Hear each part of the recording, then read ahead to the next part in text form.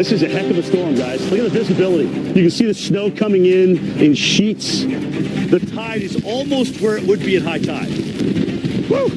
We got a good old-fashioned blizzard here. A major nor'easter continuing to pound and literally shut down the Northeast. We essentially have white mud falling from the sky right now, and it's going to stick to everything. It's 32 degrees, and it is a very wet snow. The water is basically merging the two bays, okay? Look at this wave action here. Look at this wave action. This is pretty good, guys, for this bay. We can see how high the water is. Some of this trellis under here is dealing with some of this broken ice. Look at these waves coming up here, Safe. You're essentially seeing wave action come up and merge together. This is a road that's underwater where the two bays have meet because of the storm surge. Well, we're going to get her out of here. Are you okay? Yeah.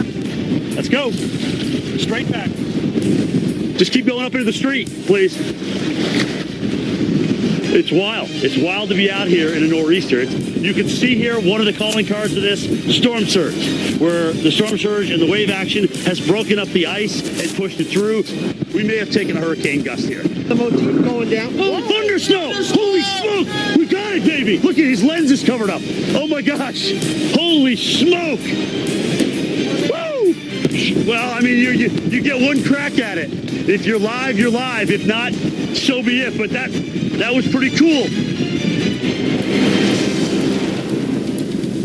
All right, that was some of the scenes that we saw courtesy of Mr. Jim Cantori yesterday in the Rockport area. You know, the day before he was hanging out at the harbor here, Boston Harbor, and Long Wharf, and he had mentioned that he anticipated the water would be going up, and one of the doormen at our hotel had said, I don't know if I wouldn't believe him, but sure enough, he was right. So props to Cantori. Highest water that that employee had ever seen, and he'd worked there for 28 years. So it had been a long time, and it was a record-setting high tide here in Boston. That confirmed by the National Weather Service office in Boston. But the storm surge flooding, of course, one of the issues. Then we had the winds gusting over 100 miles an hour up in Nova Scotia. We had snow as well here in Boston. How about 13.4 inches, the most you've seen since the Valentine's Day storm back in 2015. For those of you Weather Channel viewers, that was Winter Storm Neptune. A lot of the brown snow out, the brown slush in the roadways, though, as people did eventually get out there and try to walk around town. Obviously, a lot more drivers out here. Logan Airport, we've seen planes departing and arriving. There are some delays, though, over an hour for arrivals and a half hour for departures at last check. So check in on the status. And we are even seeing some rail delays on MBTA. So there have been some problems as far as getting transportation back up and going. And Tom Costello of NBC has got more on Grayson's effects. From Portland, Maine, where they've been blowing and scraping the runways, south to Boston, New York, even the deep south, it was a day of digging out and rebooking. They told us that maybe we'll fly back on Monday or on Tuesday only. So, a few more days in New York. Flying from Denver to New York for her grandmother's birthday yesterday, Annie Kaufman didn't even know she'd been diverted to Detroit. I was asleep the whole time, and so when they said, welcome to Detroit, I looked at the woman next to me and I was like, Detroit? By this morning, she'd made it to Boston, where ground crews worked round the clock through cold, heavy wind to clear 13.5 inches of snow from the runways and ramps. Soon, planes were back in the air. A lot of snow out there. We have really no place to put it. We really pile it into big mountains of snow, and then we melt it. In New York, LaGuardia, Newark, and JFK all reopened today after many passengers slept on a cold airport floor. Some people are saying they're probably just going to drive to other states just to get another airport. Even the bus station in Chicago was packed with stranded passengers. I'm tired. I'm exhausted. And I have to stay here in the bus stop at Greyhound with my kids. Frozen stilled houses in Situate. Back in coastal Massachusetts, the icy aftermath. Boats frozen in harbors. Cars encased in ice up to their hoods. The thing that was crazy was it came on so fast. Crews now removing mountains of debris after a record-breaking storm surge. And look at this. The airport in Charleston, of all places, buried in 8 inches of snow. With no plows, the runways are still closed. You know, we live in South Carolina, not South Dakota. We're not accustomed to this kind of weather. Charleston is hoping the Air Force will have it all cleared by sometime tomorrow as the national air system recovers.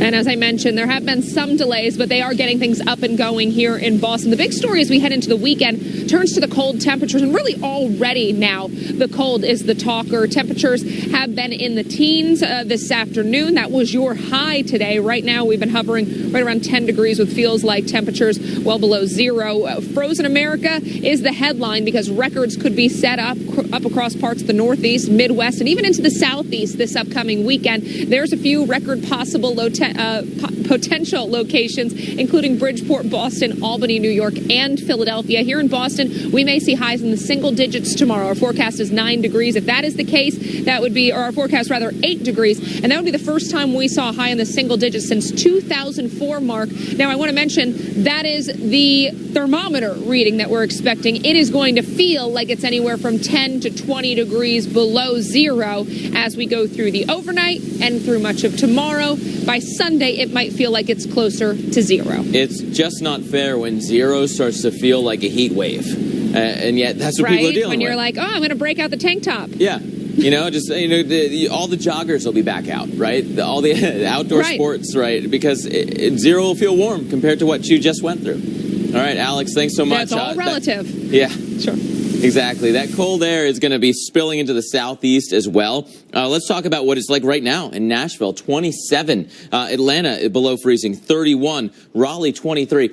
Sure, it's not as bad as it is in the Midwest or the Northeast, but let's face it, the Southeast homes aren't built the same way. They're not insulated for this kind of cold, for this type of stretch. We're going to have pretty widespread pipes bursting, people that didn't leave that drip or leave the heat on high enough. This has real impacts here across the South. Wind chills, already teens and 20s. That will only continue to fall as we go through the overnight hours. We're talking some single-digit feels-like temperatures from, let's say Tennessee into northern Alabama, northern Georgia. Certainly in the mountainous terrain. Raleigh, for a time, will have single-digit feels-like temperatures out there. If you step outside early Saturday morning, that's the kind of air that you're going to be dealing with, right? Even through the weekend, even as we start to see a little bit of a subtlety return and some warmth trying to come in, it might be too little too late as we have another storm system on the way. And Tom Nizzle's going to talk about that in just a sec. First, though, these lows. Sunday morning, still 23 in Atlanta. This is days of cold air that is sitting in place. Monday morning, 31. That's the problem day. We'll show you why in just a second.